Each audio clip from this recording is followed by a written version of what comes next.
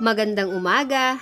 Nandito tayo upang pag-aralan ang asignaturang Aralin Panlipunan para sa ikawalong linggo. Ang ating aralin ay kahalagahan ng pagkakakilanlang kultural ng komunidad. Ako si Miss Edsy, ang gurong makakasama ninyo para sa talakayan. Pagkatapos ng araling ito, ikaw ay inaasahang makapagbibigay halaga sa pagkakakilanlang kultural ng komunidad. Masdan ang larawan. Ano ang masasabi nyo tungkol dito?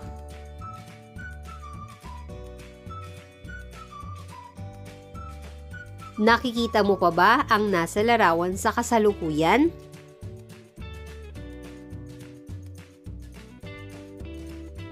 Ano ang tawag sa kaugaliang ito? Ito ay ang tinatawag na bayanihan. Dapat pa bang ipagpatuloy ang kaugaliang ito?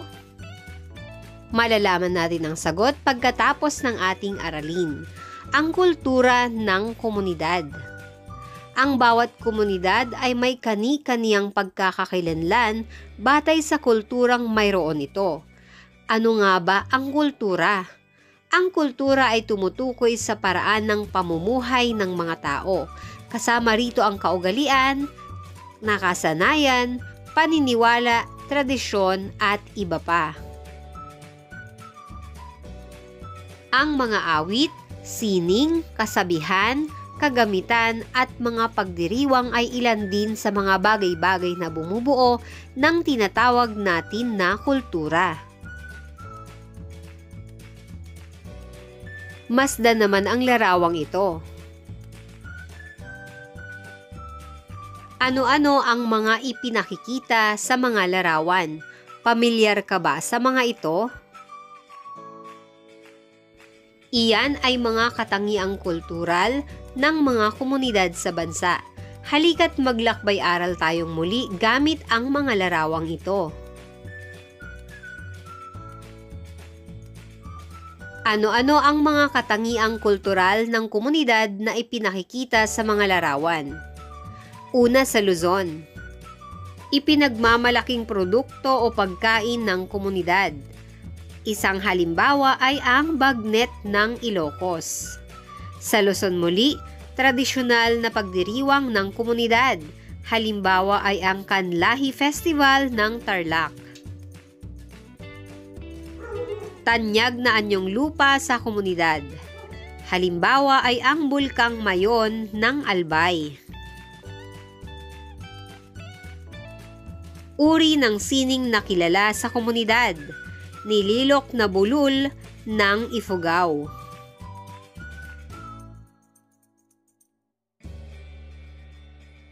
Dumako naman tayo sa Visayas. Tanyag na anyong tubig sa komunidad. Ito ay ang White Beach ng Boracay. Sa Mindanao naman, uri ng sining sa komunidad. Ang panubok ng Bukidnon. Kilalang produkto ng komunidad, durian ng Davao. Mayroong dalawang uri ang kultura. Ito ay ang material at di-material na kultura. Unahin muna natin ang material na kultura. Ang material na kultura ay hango sa tradisyonal at mga nilikhang mga bagay-bagay ng mga tao. Ito ay nahahawakan at nakikita. Ang mga halimbawa nito ay mga kasangkapan, pananamit, pagkain at tirahan. Ano naman ang di-material na kultura? Ang di-material na kultura naman ay hindi nahahawakan ngunit nakikita sa mga gawain o ugali ng mga tao sa isang grupo. Bawat komunidad ay may sariling kultura na nagpapakilala rito. Mahalaga na bilang bahagi ng komunidad ay maipagmalaki at mapahalagahan mo ito upang mapanatili ang pagkakakilanlan ng sariling komunidad. Ngayon ay dumako na tayo sa mga pagsasanay. Isulat ang tama sa iyong sagutang papel kung wasto ang sinasabi ng pangungusap at mali naman kung hindi. Unang bilang, ang mga pagdiriwang ng mga komunidad ay nagpapakita ng mayamang tradisyon at kaugalian. Ang sagot ay tama. Pangalawang bilang, ang mga ginagawang produkto sa komunidad ay walang kinalaman sa kanilang kultura. Ang sagot ay mali.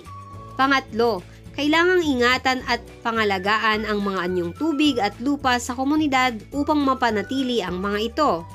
Ang sagot ay tama. Pang-apat, nararapat na kalimutan na ang mga katutubong sining sa komunidad.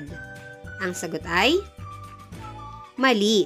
At ang panlima, dapat pahalagahan at panatilihin ang mga katangiang kultural ng bawat komunidad para sa mga sumusunod pang salinlahi. Ang sagot ay tama. Narito naman ang susunod na pagsasanay. Sagutin ang mga tanong tungkol sa aralin. Piliin ang letra ng tamang sagot. Gawin ito sa kwaderno. Unang bilang. Ito ay tumutukoy sa paraan ng pamumuhay ng mga tao. A. Kultura. B. Material na kultura. C. Di material na kultura. O D. Tradisyon. Ang tamang sagot ay titik A. Kultura. Pangalawang bilang. Hango ito sa tradisyonal at mga nililikhang mga bagay-bagay ng mga tao. A. Kultura. B. Material na kultura. C. Di material na kultura o D. Tradisyon. Ang sagot ay titik B. Material na kultura. Pangatlong bilang, hindi ito nahahawakan ngunit nakikita sa mga gawain o ugali ng mga tao sa isang grupo. A. Kultura, B. Material na kultura, C. Di material na kultura o D. Tradisyon. Ang sagot ay titik C. Di material na kultura. Pang-apat, ang mga sumusunod ay halimbawa ng material na kultura maliban sa A. Kaugalian, B. Tirahan, C. Kasangkapan o D. Pagkain. Ang sagot ay titik A. Kaugalian. Panlima, alin sa mga sumusunod ang nagpapakita ng pagpapahalaga sa pagkakakilanlang kultural ng komunidad? A. Pagmamalaki ng produkto ng komunidad. B. Pagsusuot ng damit na gawa sa sariling komunidad. C. Pag-imbita sa mga kaibigan na bisitahin ang mga lugar sa sariling komunidad kung pinahihintulutan na ng otoridad. D. Lahat ng nabanggit. Ang tamang sagot ay titik D. Lahat ng nabanggit.